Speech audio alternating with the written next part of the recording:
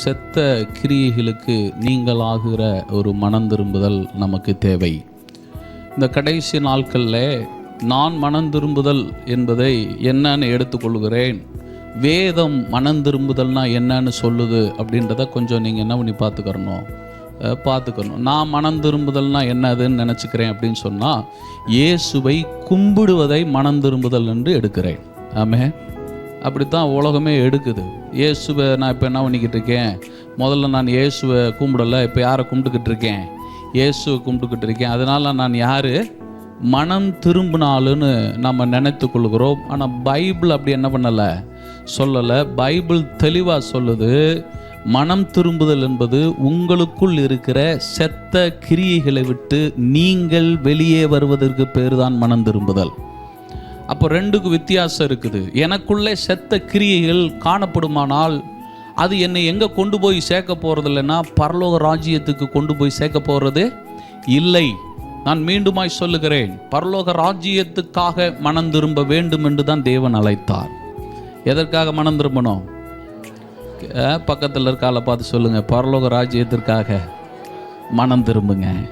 ஆண்டவர் அப்படித்தான் அழைத்தார். ஒரு ராஜ்யமே இருக்குது, ஒரு பெரிய கிங்டம் இருக்குது. அதனுடைய ராஜ்யத்திலிருந்து உருவாக்கப்பட்டது தான் நீங்கள் பார்க்குற இந்த உலகங்கள் எல்லாம் அவரால் உண்டாக்கப்பட்டிருக்குது.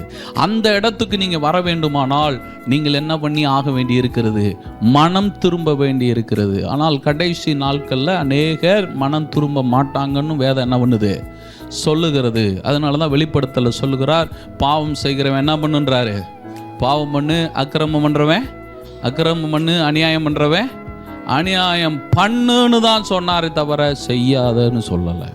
அப்படின்னா என்ன அர்த்தம்? ஆண்டவர் இதற்கெல்லாம் தடை விதிக்கிறாளே இல்லை, நீங்கள் செய்யலாம். ஏனென்றால் மனம் திரும்புதல் என்பது உங்களுக்குள் ஏற்பட வேண்டிய ஒரு காரியம்.